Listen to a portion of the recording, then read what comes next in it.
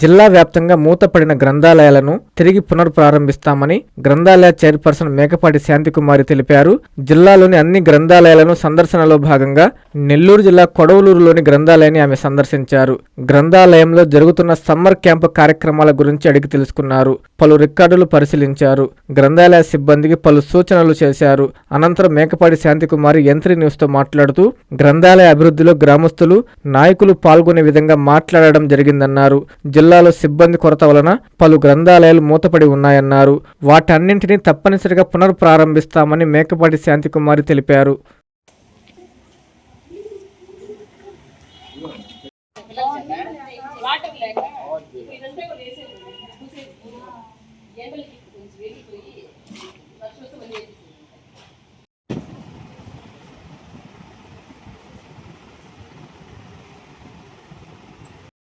అందరికీ నమస్కారం.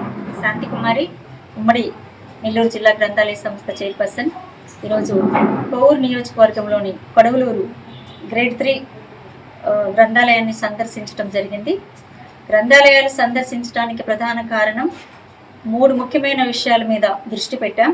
ఒకటి, ప్రజలకి గ్రంథాలయ సంస్థ సేవలు అందుతున్నాయా లేదనేది ఒక విషయం.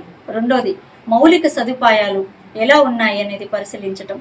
మూడవది, మహిళలు, విద్యార్థులు, యువత, పెద్దలు, పిల్లల నుంచి పెద్దల వరకు అందరూ కూడా గ్రంథాలయాలకి వాళ్ళు వచ్చేలాగా చేయాలంటే ఏం చేయాలి, ఈ విషయాల మీద దృష్టి పెట్టి ముందు అన్ని నెల్లూరు జిల్లాలో ఉన్నటువంటి గ్రంథాలయాలన్నీ కూడా ఫస్ట్ విజిట్లో సందర్శించడం జరుగుతుంది. రెండవ విషయం ఏంటంటే ఎటువంటి సౌకర్యాలు కల్పించాలి అనేది సెకండ్ ఆలోచిస్తాము. ముఖ్యంగా పిల్లలు ఈ పొద్దు రేపు పిల్లలు ఎలా తయారైపోయారంటే మొబైల్ మీదే డిపెండ్ అయి ఉన్నారు. ముద్ద పెడితే మొబైల్ ఇవ్వాలి, లేకపోతే వాళ్ళు తినేటట్టు లేరు. అలా మొబైల్కి అలవాటు పడిపోయినారు. కాబట్టి పిల్లల్ని గ్రంథాలయాలకు అలవాటు చేయాలి, పుస్తకాలు చదివే అలవాటు చేయాలి.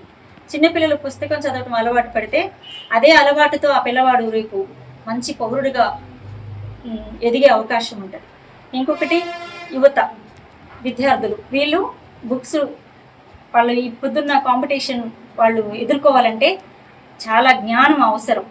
ఆ జ్ఞానం దేనివల్ల వస్తుందంటే ఫస్ట్ అడుగు బుక్. ఆ బుక్ గ్రంథాలయంలో నిలయమై ఉంటుంది.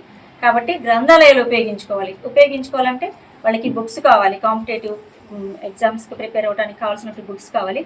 అవన్నీ కూడా మేము అందించడానికి సిద్ధంగా ఉన్నాము. కాబట్టి ప్రజలు అందరూ, విద్యార్థులు, యువత అందరూ కూడా గ్రంథాలయాలు ఉపయోగించాలి. మీ అందరి చేయి కూడా గ్రంథాలయంలో తోడ్పాటు అయితే ఖచ్చితంగా గ్రంథాలయాలు అభివృద్ధి చెందుతాయి, ముందుకు వస్తాయి. గ్రంథాలయం అనేది ప్రజలకు నేస్తం లాంటిది.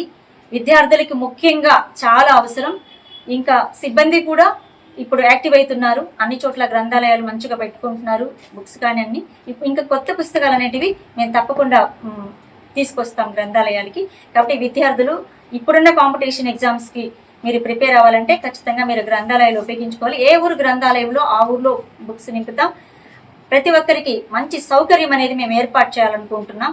అందరి సహాయ సహకారాలు కూడా తీసుకొని గ్రంథాలయాలను ముందుకు నడిపించాలని మా యొక్క గ్రంథాలయ ఉద్దేశం.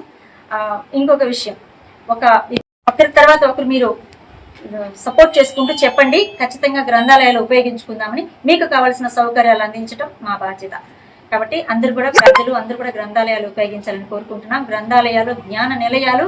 కాబట్టి ప్రతి ఒక్కరు ఈ ప్రసిద్ధమైనటువంటి గ్రంథాలయాలు మీరు ఉపయోగించాలని మనస్ఫూర్తిగా కోరుకుంటూ మీ అందరికీ నమస్కరిస్తూ సెలవు తీసుకుంటాం. ఈ గ్రంథాలయానికన్నా ముందు విడవలూరు మండలం వావేళ్లలో గ్రేడ్ 3 గ్రంథాలయాన్ని సందర్శించడం జరిగింది. అది 4 నెలల నుంచి మూసివేయడం జరిగింది. అంటే ఆవిడికి హెల్త్ బాగాలేదని చెప్పని విన్నాము. ఇప్పుడు వెంటనే ఆమెని ఆ ప్లేస్ నుంచి తీసేసి కొత్త వాళ్ళని పెడతాము. ఖచ్చితంగా ఇంకొక 1 వీక్ లోపల ఆ గ్రంథాలయాన్ని ఓపెన్ చేస్తాం. జిల్లాలో ఉండేటువంటి ప్రతి గ్రంథాలయాన్ని ఓపెన్ చేస్తాం ఖచ్చితంగా. ఈ అవుట్ సోర్సింగ్ ద్వారా మేము ఎంప్లాయీస్ని తీసుకుని గ్రంథాలయం నడిపిస్తాం. అన్ని మా డైరెక్టర్ సార్ అయితేనేమి, చైర్మన్ సార్ అయితేనేమి కొత్త నిర్ణయాలు తీసుకున్నారు. అవన్నీ అమల్లోకి తీసుకొస్తాం. గ్రంథాలయాల్ని యాక్టివ్ చేస్తాం. ప్రజలకి 100% దగ్గర చేస్తాం. గ్రంథాలయాలకి వెళ్ళాలి అనేటట్టుగా చేస్తాం. అది మా బాధ్యత. ఇక ఇంకొక గ్రంథాలయము విడవలూరు గ్రంథాలయము. అందులో కూడా అంటే అన్ని చోట్ల సౌకర్యాలు అయితే లేవు, మౌలిక సదుపాయాలు అనేటివి లేవు. బుక్స్ కొరత ఉంది. అది వచ్చున్నాయి ఇప్పుడు బుక్స్. అన్ని గ్రంథాలయాలకు మేము బుక్స్ అందిస్తాం. స్టూడెంట్స్ కూడా అందరూ వచ్చేలాగా చూస్తాం.